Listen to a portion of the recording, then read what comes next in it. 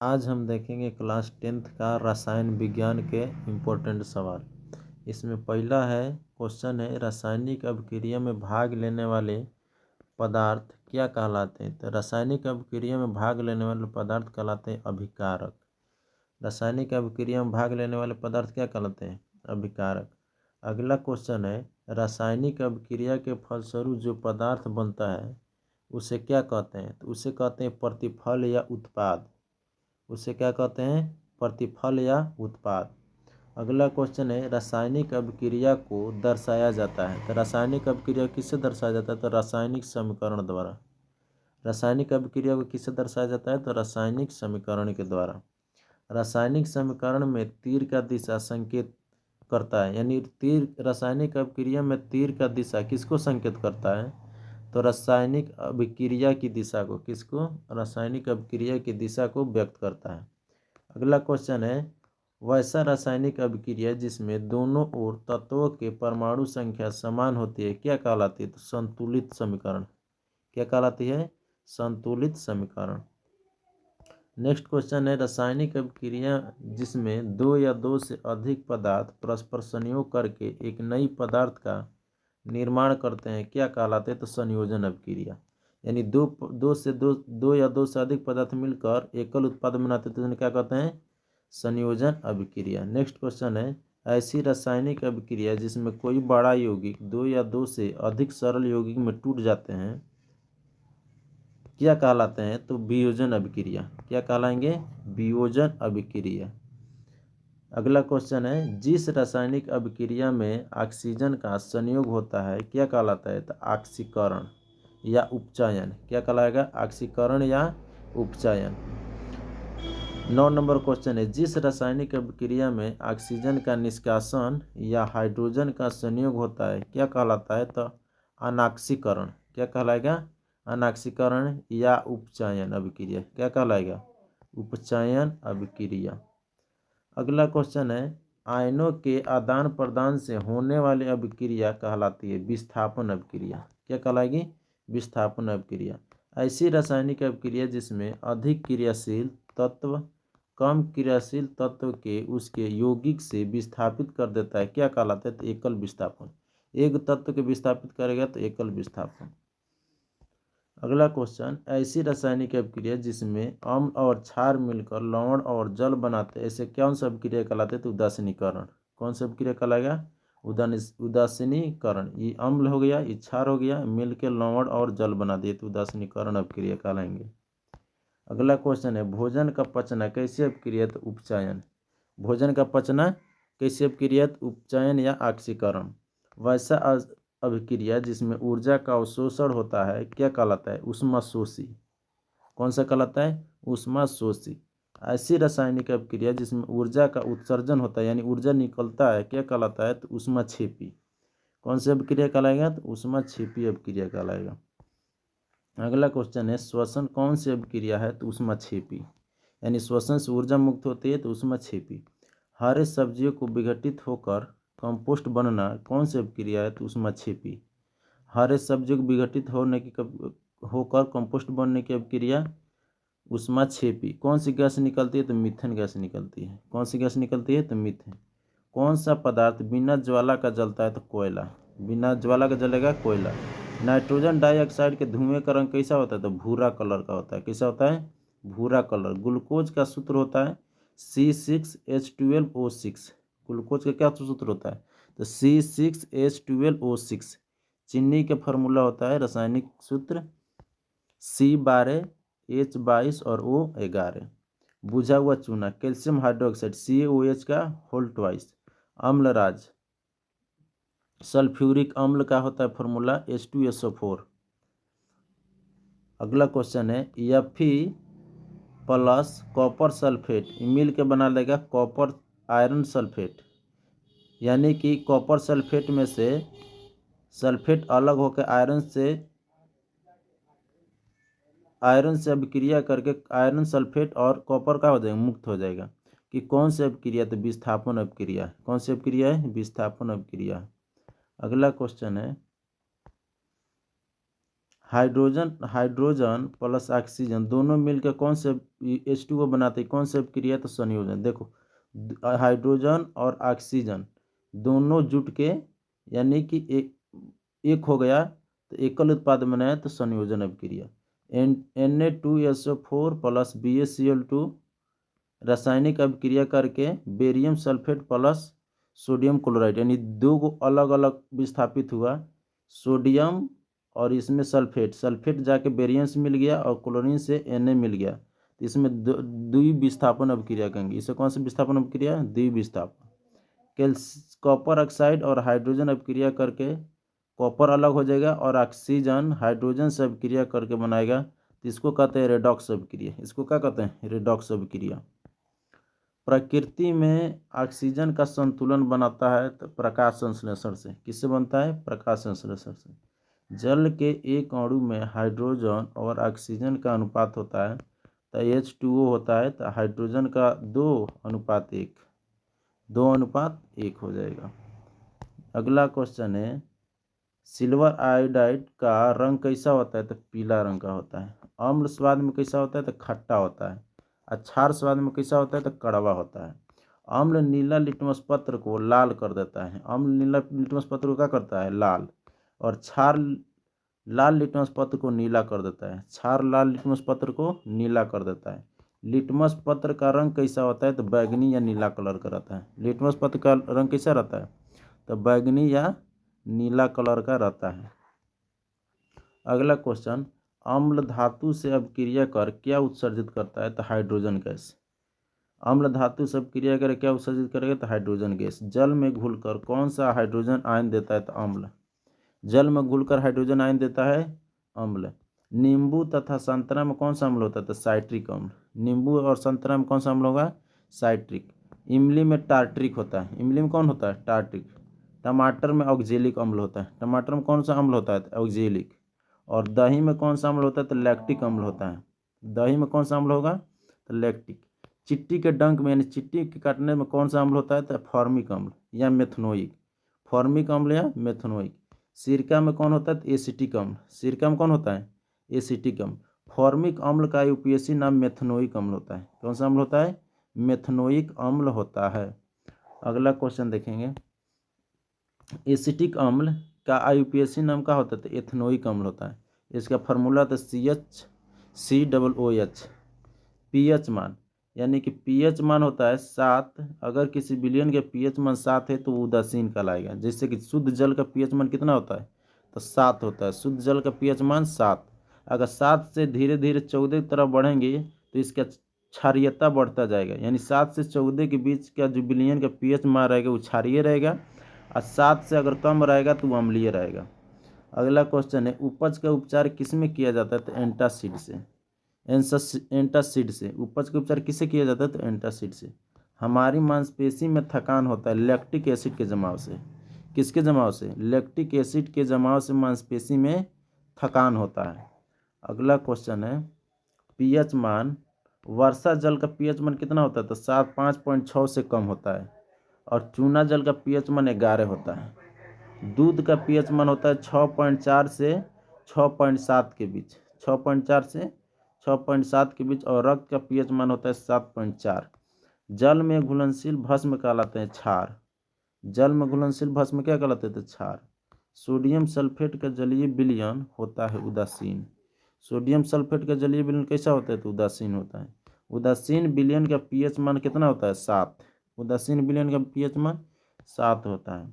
अगला क्वेश्चन है baking powder एक अवयव सोडियम बाइकार्बोनेट है। इसका दूसरा अवयव है टार्ट्रिक अम्ल। दूसरा अवयव कौन है? टार्ट्रिक अम्ल। बैटरी अम्ल क्या है? तो H2SO4। बैटरी में कौन सा अम्ल रहता है? तो H2SO4 रहता है। बैटरी में कौन सा अम्ल रहता है? तो H2SO4। अम्ल क्षार अभिक्रिया कर बनाता है। अम्ल क्षार अभिक्रिया कर बनाता है लवण। अम्ल क्षार अभिक्रिया कर क्या बनाता है? तो लवण। प्राकृतिक सूचक है अर्थात प्राकृतिक सूचक का एक उदाहरण है तो हल्दी हो जाएगा। प्राकृतिक सूचक का उदाहरण है हल्दी। अधातु के ऑक्साइड होते हैं कार्बन डाइऑक्साइड। अधातु ऑक्साइड कैसा होता है? कार्बन डाइऑक्साइड जैसे कि अम्लीय होता है, अधातु का ऑक्साइड अम्लीय होता है जैसे कार्बन डाइऑक्साइड। धातु के ऑक्साइड होते हैं क्षारीय। धातु के ऑक्साइड कैसे होते हैं? क्षारीय, जैसे कि Fe2O3। जिंक तथा H2SO4 के बीच अभिक्रिया से कौन सी गैस निकलती है? तो हाइड्रोजन। कौन सी गैस निकलेगी? तो हाइड्रोजन गैस निकलती है। दीवारों को सफ़ेदी में उपयोग होता है तो कैल्शियम हाइड्रोक्साइड। दीवारों को सफ़ेदी करने में कोई किसका उपयोग होता है? तो इसका होता है कैल्शियम हाइड्रोक्साइड का उपयोग होता है। लिटमस पत्र किससे प्राप्त होता है? तो लाइकेन से। लिटमस पत्र किससे प्राप्त होता है? तो लाइकेन से। अमोनिया क्लोराइड का जलीय विलयन होता है अम्लीय। अमोनिया क्लोराइड का जलीय विलयन कैसा होता है? तो अम्लीय होता है। सांद्र लौंग किस प्रकार का सूचक है? तो गंधीय। सांद्र लौंग किस प्रकार का सूचक है? तो गंधीय। कोई घोल लिटमस पत्र को लाल कर देता है, इसका पीएच मान होगा 7 से कम।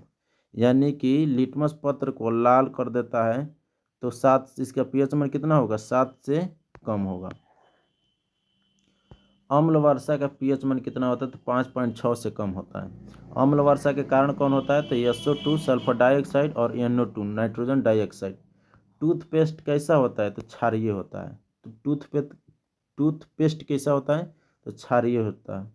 शुद्ध जल का पीएच मान कितना होता है? 7। शुद्ध जल का पीएच मान 7 होता है। हमारा शरीर का पीएच परास कितना होता है? 7 से 7.8 तक। हमारा शरीर का पीएच परास कितना होता है? 7 से 7.8 तक होता है। अगला क्वेश्चन है, मिल्क और मैग्नीशिया का पीएच मान कितना होता है? तो 10.5। मिल्क और मैग्नीशिया का पीएच मान कितना होता है? 10.5। प्रमुख क्रियात्मक समूह का पहचान नीचे दिया गया है और उसके एग्जाम्पल भी नीचे दे दिए गया है। जैसे अल्कोहल, OH किसका होता है प्रतीक? तो अल्कोहल का होता है। OH किसका क्रियात्मक समूह का प्रतीक होता है? अल्कोहल का।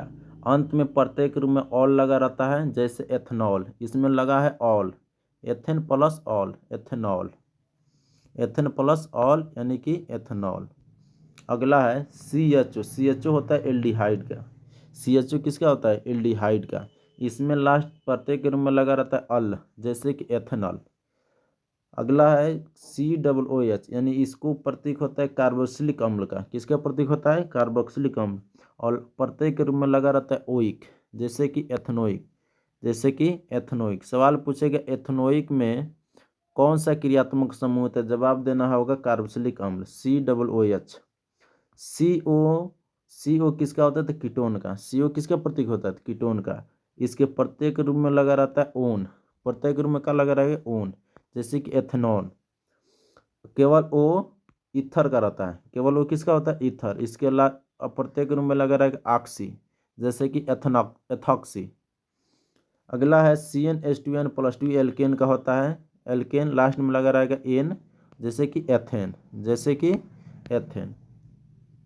अगला है एल्कीन, और इनके प्रत्येक रूप में लगा रहता है इन। CnH2n होता है। एल्काइन का होता है CnH2n-2, लास्ट में लगा रहेगा आइन पड़ता है। और CnH2n+2 होता है एल्काइल का, लास्ट में लगेगा आइल। बेंजीन का सूत्र क्या होता है? तो C6H6। इसका आणविक द्रव्यमान कितना होता है? तो 78 AMU होता है। संतृप्त हाइड्रोकार्बन श्रेणी के सदस्यों को कहते हैं एल्केन। संतृप्त हाइड्रोकार्बन श्रेणी के सदस्यों को क्या कहते हैं? तो एल्केन कहते हैं। अगला क्वेश्चन है, एथेन यानी C2H6 में सहसंयोजन बंधकों की संख्या कितनी होगी? तो 7 होगी। सहसंयोजन बंधनों की संख्या कितनी होगी? तो 7 होगी। जैसे कार्बन कार्बन, हाइड्रोजन की संख्या है 6, तो एक हाइड्रोजन हो गया इधर, हाइड्रोजन हाइड्रोजन, और एक ऊपर हाइड्रोजन, इधर हाइड्रोजन, और एक इधर हाइड्रोजन। बंधन जोड़ लेंगे 1 2 3 4 5 6 7, तो टोटल बंधनों की संख्या कितनी हो जाएगी? 7। वनस्पति तेलों में होती है लंबी असंतृप्त हाइड्रोकार्बन श्रृंखला। वनस्पति तेलों में होती है लंबी असंतृप्त हाइड्रोकार्बन की श्रृंखला होती है। कौन सा यौगिक ईंधन के रूप में उपयोग होता है? तो एथेनॉल। आजकल ईंधन के रूप में किसका उपयोग हो रहा है? तो एथेनॉल का। कार्बन पृथ्वी पर पाया जाता है 0.02%, जबकि वायुमंडल में कितना परसेंट पाया जाता है? 0.03%। कार्बन के अपरूप हीरा, ग्रेफाइट, कोयला और फ्लोरीन। हीरा ग्रेफाइट कौन कौन होता है? तो हीरा होता है, सॉरी, कार्बन के कौन कौन अप्रूव होता है? तो हीरा, ग्रेफाइट, कोयला और फ्लोरीन। जीवन शक्ति सिद्धांत किसने दिया? तो बर्जिलियस ने। जीवन शक्ति का सिद्धांत किसने दिया? बर्जिलियस ने दिया था 1815 में। प्रयोगशाला में बना पहला कार्बनिक यौगिक था यूरिया। किसने बनाया था? ओहलर। और किसने कहा था कि कार्बनिक यौगिक नहीं बनाया जा सकता है? बर्जिलियस। जीवन शक्ति का सिद्धांत यही दिया था जिसमें कहा गया था कि बर्जिलियस ने कि कोई भी कार्बनिक यौगिक प्रयोगशाला में नहीं बनाया जा सकता, जबकि उसका चेला था ओहलर, यूरिया ने बना दिया जो कार्बनिक यौगिक है। अगला क्वेश्चन है, फ्लोरीन में कितने कार्बन परमाणु होते हैं? तो 60। कितने होते हैं? 60। हीरा की संरचना कैसी होती है? तो त्रिविमीय। हीरा की संरचना कैसी होती है? तो त्रिविमीय होता है। हीरा में एक कार्बन परमाणु में कितने कार्बन परमाणु से जुड़ा रहता है? तो 3। कितने कार्बन परमाणु जुड़ा रहेगा? 3। कार्बन का शुद्धतम रूप होता है फ्लोरीन और कोक। कार्बन का शुद्धतम रूप कौन होता है? फ्लोरीन और कोक। फ्लोरीन को कहा जाता है बंक मिस्टर फ्लोरीन या बक्की बॉल, या क्या कहा जाता है? बक्की बॉल या बंक मिस्टर फ्लोरीन। कार्बन है एक अधातु। कार्बन क्या है? तो कार्बन अधातु है। NH3 यानी अमोनिया में नाइट्रोजन और हाइड्रोजन के परमाणुओं का अनुपात NH3। हाइड्रोजन का 3 हो जाएगा और नाइट्रोजन का 1, 1:3। कितना होगा? 1:3। अगला क्वेश्चन है, हाइड्रोजन के बीच परमाणु का बांध होते हैं सिंगल बॉन्ड। कौन सा बॉन्ड होता है? कौन सा बंधन? Single bond. ऑक्सीजन के बीच डबल बॉन्ड। ऑक्सीजन के बीच कौन होता है? Double bond. और नाइट्रोजन के बीच ट्रिपल बॉन्ड होता है, यानी त्रिबंधन होता है। सबसे सरल हाइड्रोकार्बन यौगिक कौन है? मीथेन। जैसे प्राकृतिक गैस कहते हैं, CH4 संकेत होता है, CH4। अगला है, कार्बन हाइड्रोजन से संयोग कर बनाता है हाइड्रोकार्बन। हाइड्रो और कार्बन। सबसे कठोर प्राकृतिक पदार्थ है हीरा। सबसे कठोर प्राकृतिक पदार्थ हीरा।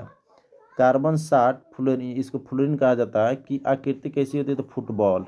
किसकी तरह होती है? फुटबॉल की तरह। प्लास्टर ऑफ पेरिस का रासायनिक फॉर्मूला क्या होता है? तो CaSO4 ½ CaSO4 ½ नीला थोथा का calcium sulphate 5H2O। Calcium sulphate और 5H2O। जिप्सम का फॉर्मूला होता है calcium sulphate 2H2O। Calcium sulphate 2H2O।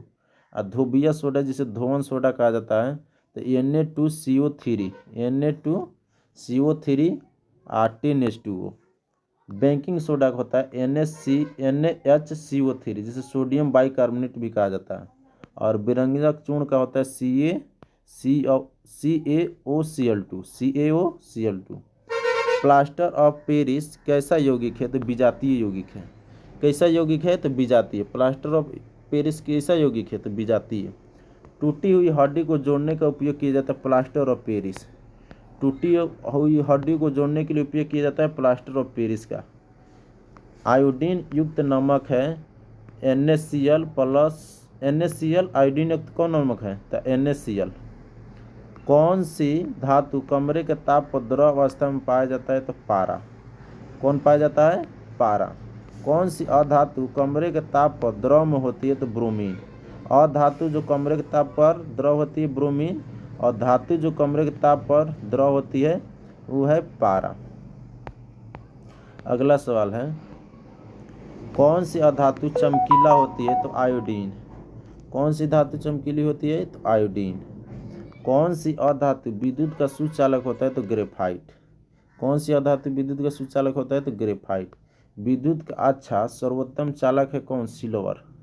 विद्युत का सर्वोत्तम चालक कौन है? सिल्वर, यानी इसमें एक भी प्रतिरोध न होता है, एकदम नगण्य होता है। सबसे तन्य धातु है सोना। 1 ग्राम सोना से 2 किलोमीटर लंबा पतला तार खींचा जा सकता है। 1 ग्राम सोना से 2 किलोमीटर तक लंबा पतला तार खींचा जा सकता है। अगला सवाल है, किस धातु पर वायु का प्रभाव नहीं पड़ता है? मतलब कि जल्दी संक्षारित ना होगा तो होते सोना, चांदी और प्लेटिनम, यानी कि वातावरण में वायुमंडल में मुक्त अवस्था में पाया जाता है। किस धातु को चाकू से काटा जा सकता है? तो सोडियम को, पोटासियम को और लिथियम को, तीनों को चाकू से काट सकते हैं। 1 ग्राम सोना से कितना लंबा तार बनाया जा सकता है? तो 2 किलोमीटर। 1 ग्राम सोना से कितना लंबा तार बनाया जा सकता है? तो 2 किलोमीटर। आयनों के स्थानांतरण से बने बंधन क्या कहलाते हैं? आयनिक बंधन। आयनों की स्थानांतरण से बने बंधन को क्या कहते हैं? आयनिक बंधन या वैद्युत संयोजन का बंधन। आयनिक बंधन या वैद्युत संयोजन बंधन।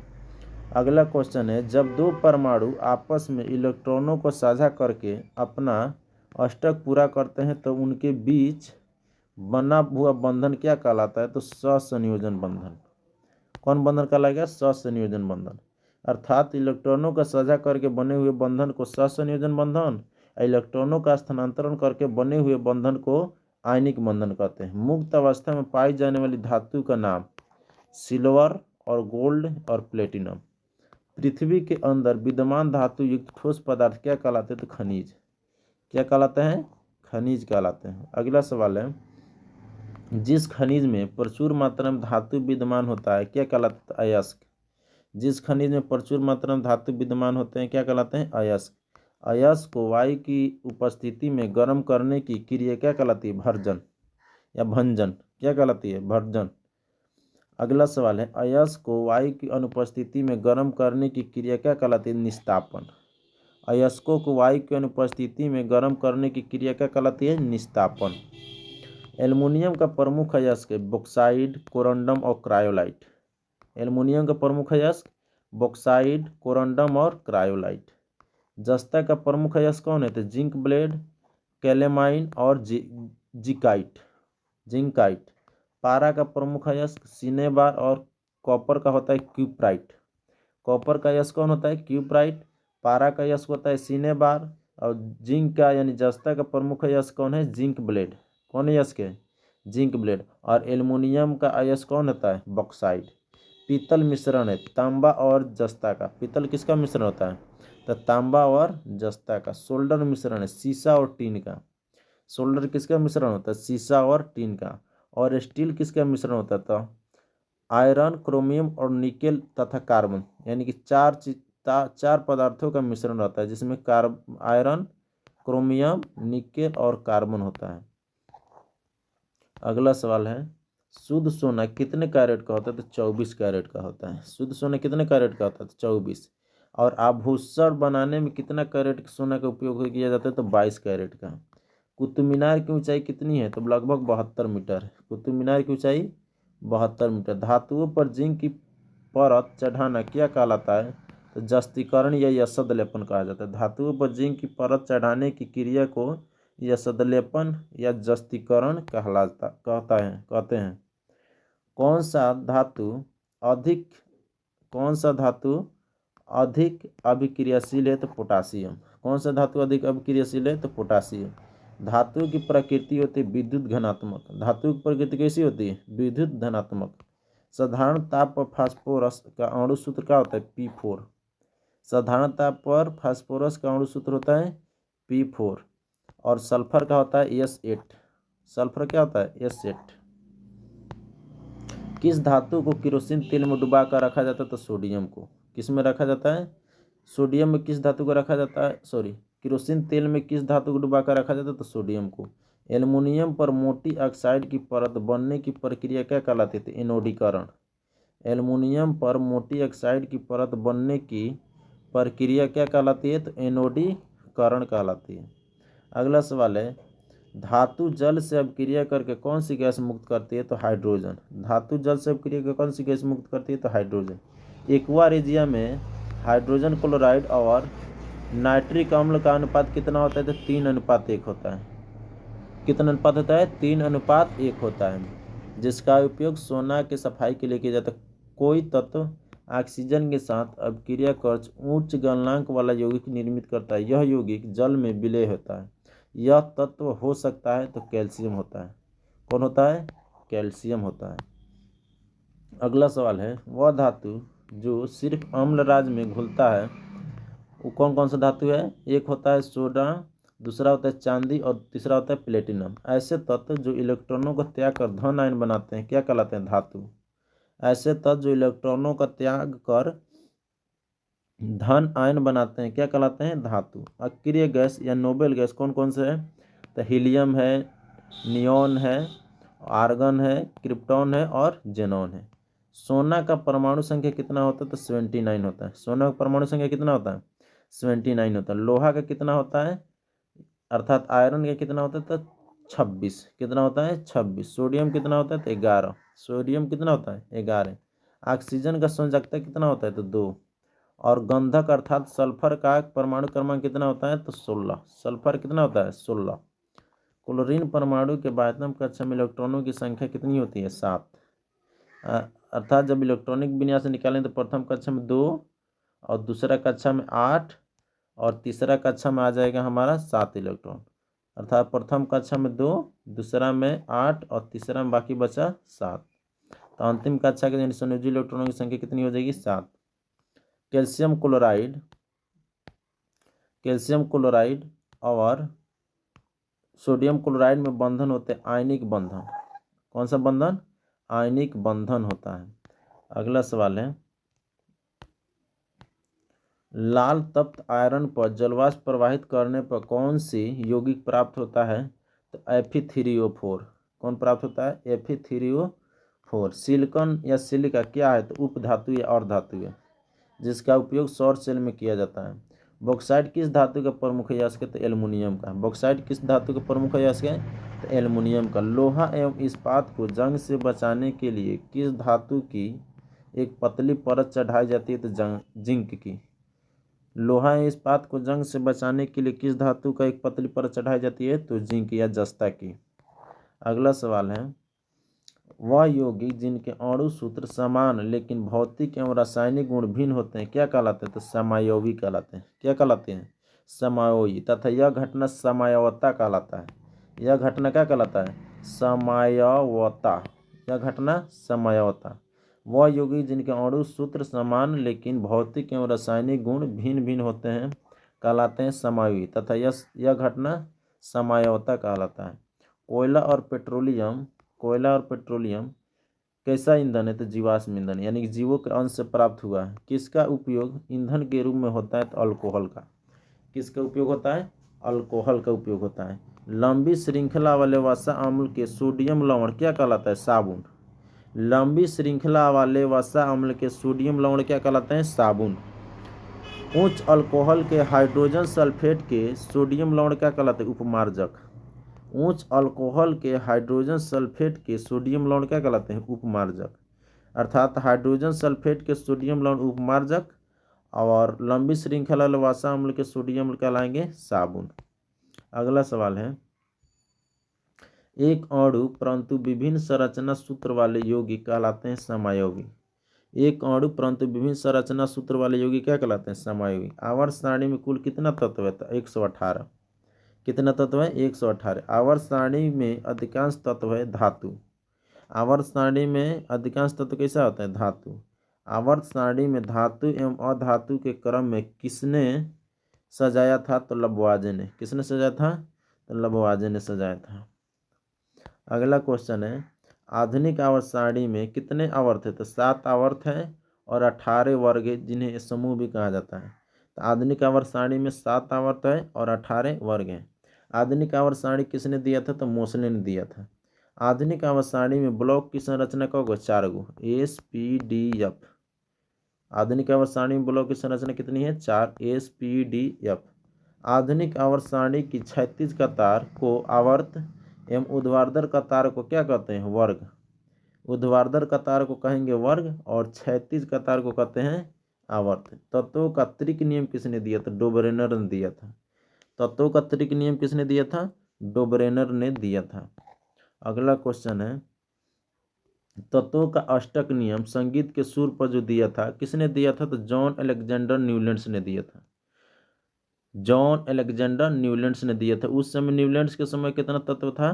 तो 56 तत्व था। तत्वों को उनके बढ़ते द्रव्यमान या भार के क्रम में सजाया। तो डमित्री इवानोविच मेंडलीफ, पूरा नाम याद रखेंगे, डमित्री इवानोविच मेंडलीफ। इनके समय कितना तत्व था? तो 63 को तत्व था। आधुनिक आवर्त सारणी का जनक किसे कहा जाता है? तो मोसले को कहा जाता है। कहीं कहीं मोजले भी लिखा रहता है, मोसले को कहा जाता है। आधुनिक सारणी के किसी वर्ग में ऊपर से नीचे आने पर धात्विक गुण बढ़ता है। आधुनिक आवर्त सारणी में वर्ग में ऊपर से नीचे आने पर धात्विक गुण क्या होता है? बढ़ता है। आवर्त सारणी के किसी आवर्त में बाईं से दाईं जाने पर धात्विक गुण घटता है। बाएं से दाएं जाने पर धात्विक गुण क्या होगा? घटेगा। आवर्त सारणी में पहला यानी कि आवर्त सारणी के पहले आवर्त में कितने तत्व हैं? तो 2। और दूसरे आवर्त में कितने हैं? तो 8। दूसरे में कितना है? 8। और तीसरे आवर्त में कितना तत्व है? 8। तीसरे आवर्त में कितने तत्व हैं? 8। जिन्हें अगर पहला आवर्त में अधिकतम दो तत्व हैं, उन्हें कहते हैं अति लघु आवर्त। कौन सा आवर्त कहते हैं? अति लघु आवर्त। और दूसरा और तीसरा आवर्त को कहते हैं लघु आवर्त तत्व। दूसरे और तीसरे तत्व में उपस्थित तत्व को कहते हैं लघु आवर्त तत्व।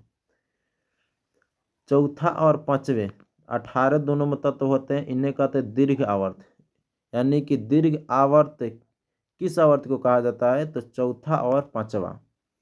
और छठा आवर्त में तत्वों की संख्या है 32, जिन्हें कहते हैं अति दीर्घ आवर्त। और सातवां आवर्त अधूरा है। सातवां आवर्त का है?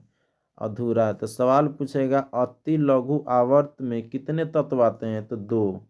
लघु आवर्त तत्व में कितने तत्व आते हैं? तो 8 + 8 टोटल कितना हो जाएगा? 16। लघु आवर्त में कितने तत्व आ जाएंगे? 16। किसने अपनी आवर्त में भविष्य में आने वाली तत्वों के लिए खाली स्थान छोड़ा था? तो मेंडलीफ। भविष्य के लिए आने वाले तत्वों के लिए खाली स्थान छोड़ा था मेंडलीफ। अगला सवाल है, प्रथम वर्ग के तत्व क्या कहलाते हैं? तो क्षारीय धातु। प्रथम वर्ग के तत्व क्या कहलाएंगे? क्षारीय धातु, हाइड्रोजन को छोड़कर।